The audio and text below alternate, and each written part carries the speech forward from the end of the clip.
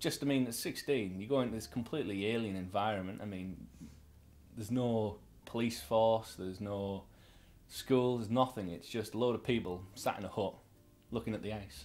You come from your nice cosy little secondary school where everything was planned out, you've got your exams, you've got to do this, and then you're just in the middle of nowhere.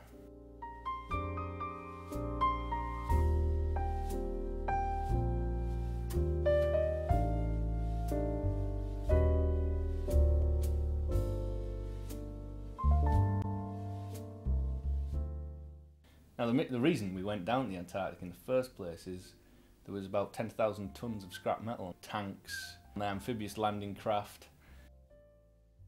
We went down there with a massive Danish freighter to remove all this scrap metal. We did it. I mean, it took months to do with hard work, but we achieved it.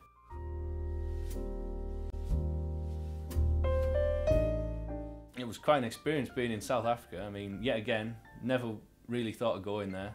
So I ended up at the World Summit, and it was an experience, I tell you that. They wanted me to do a speech in front of an extremely large crowd. The place was capacity 10,000 people. All I saw was that first row of people staring at me, and then I thought they're going to laugh. Considering I've been in the Antarctic and seeing what dangers the world really has, I think a large crowd is possibly the biggest fear I have.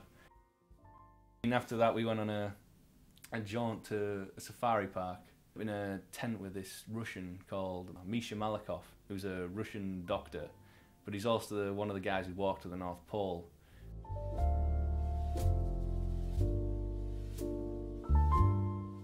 Me and my brother and my dad yet again said, "Oh, do you want to go to Australia?" Like, why? Well, there's the yacht's there, and it needs some, well, it needs slaves basically who are going to work for the meagerest amount of money to clean the thing. So Australia was a great time. That was a lot of hard work though. Our job was to remove all the ropes, wash the ropes, and I mean, this is about a mile of rope.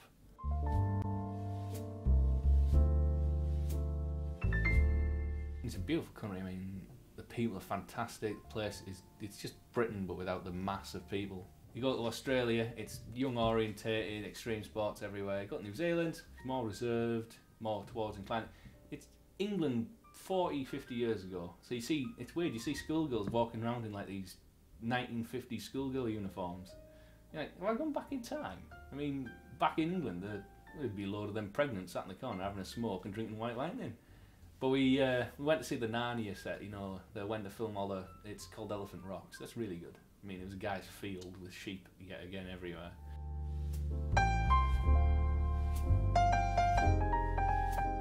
Came back to England, well, mostly for my girlfriend, because I missed her so bad. But as I came back, my parents, and dad lost his job, so he came back, and I was planning on moving out to New Zealand. Redcar, there's Saltburn down there, there's Whitby, there's all these far better seaside towns. Redcar doesn't provide anything new, anything different. It's just nothing. You got a duck pond, well, you got two duck ponds, oh, big whoop. You got a bit of sea, which you never really bother with. I mean, people are trying to come up with town pride. I mean, they did Dunkirk here not long ago. I mean, yeah, let's make Redcar look like a bombed out shithole. That didn't take much, did it? I mean, they drawed a bit of paint and made it look a bit French, and that was it. You know, that's award-winning stuff, that. We've got the oldest lifeboat, and we were famous for a film that was done here that was, well, I reckon it's going to be crap anyway. Another World War II romance story. Oh, that's groundbreaking, isn't it? I mean, they destroyed the swimming pool because they said, oh, we'll build a new one. Has that happened? No. They're completely levelling all the decent land they've got to turn into, what, bloody persimmon homes and that. I mean, if they want to improve the town, instead of building all these houses, why don't they improve stuff for young people and give them something else to do? Oh,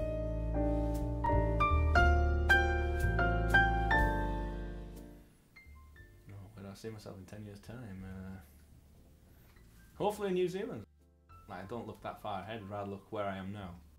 I've done all these things, but I haven't actually gained anything from it. Life experience, yeah, but I mean, what's this world base everything on nowadays? It's all material and all academic achievement. Well, what do most people do though when they've got all these? They go on holiday, they go see the world, they go try and experiment. I'd rather do it when I'm young and then worry about the hard stuff at the end.